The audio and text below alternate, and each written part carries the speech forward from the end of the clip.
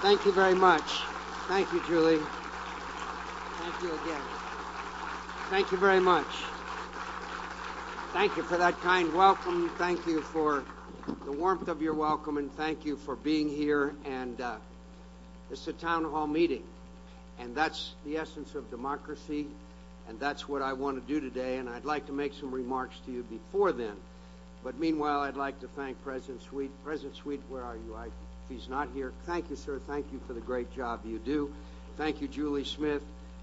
Thank all of you for being here. And by the way, this is Earth Day, in case you missed it. And we may want to talk about the environment and some of those challenges as we get into our questions and answers. But most importantly, I want to talk to you about the challenges that we face, especially here in the heartland of America.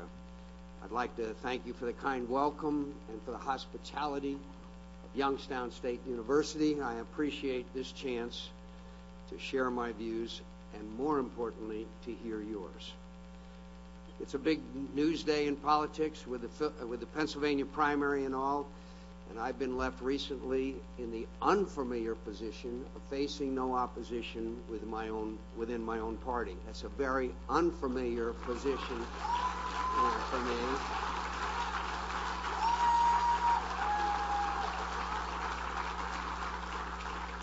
And as I'm sure you recall, it was a different story last year when I could claim the unqualified support of Cindy and my mother. And my mom was starting to keep her options open. So anyway, back then, there were some very impressive front runners. There was a very formidable second tier of contenders. And then there was me. And as I recall, a few pollsters even declared my campaign a hopeless cause, and there was no margin of error to soften the blow. A person learns along the way that if you hold on, if you don't quit, no matter what the odds are, sometimes life will surprise you. Sometimes you get a second chance. An opportunity turns back your way. And when it does, we're stronger and readier because of all that we had to overcome. I bring up all this to you today, my friends, because the men and women of Youngstown know what it feels like to be counted out. You've been written off a few times yourselves in the competition of the market. You know how it feels to hear that good things are happening in the American economy. They're just not happening to you. We hear people talking a lot these days about new industries on the rise and new skills in demand, but they're not the industries you grew up with, and they're not the skills many workers have spent 20, 30 years learning on the job. People in the know like to discourse about the new global economy. It's always global this and global that. But sometimes it seems that the map of the world they're using has only capitals, financial centers, and port cities. And where are the places like Canton, and Lima, and Akron, and Youngstown? Where's the heartland where men and women know how to make things and how to do the job with pride? The struggles of this community and others like it matter when we talk about our nation's economy. They're not just a problem, they're a priority. What matters most of all, is that you didn't give up. You didn't give up, and you won't give up.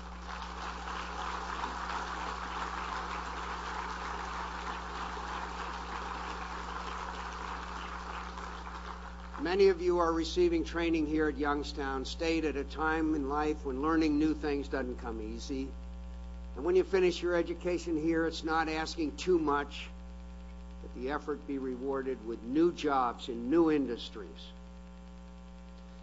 Political candidates have a way of passing through the Mahoning Valley and observing only the serious economic troubles here, which are hard to miss. Hard to miss at places like Fabart Fabricating Facility that I just visited. What they often overlook are the new companies and industries that are struggling here, struggling to grow here, to find new markets and hire new workers. There's new software and other tech companies here in Youngstown. We know that. They're startup companies in alternative energies like wind and solar power. They're small businesses in the city with good ideas and plans for growth. There's a green space initiative that's changing the look and direction of Youngstown.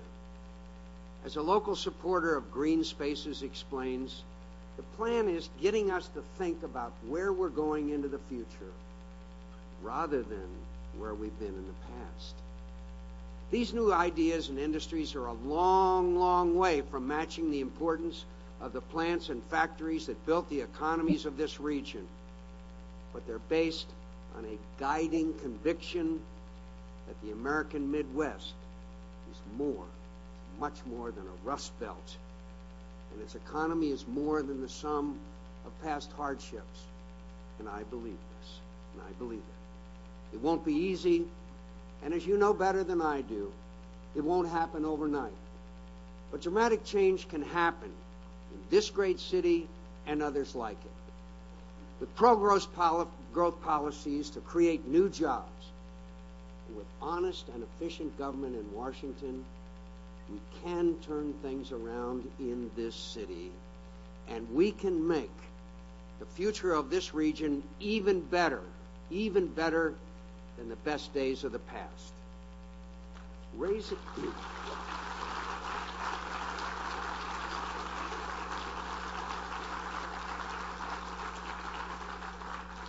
Raising taxes on businesses in Ohio and elsewhere, as both my opponents propose to do, will not bring the old jobs back, and it sure won't create new ones. Raising taxes is not the answer. It's not the answer to your challenges.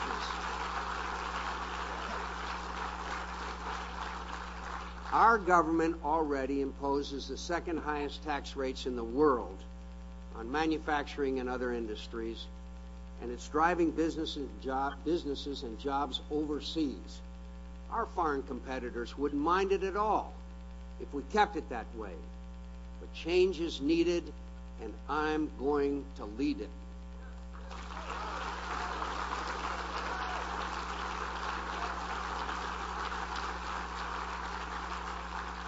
If I'm elected president, we're going to get rid of that drag on growth and job creation and help American workers compete with any company in the world.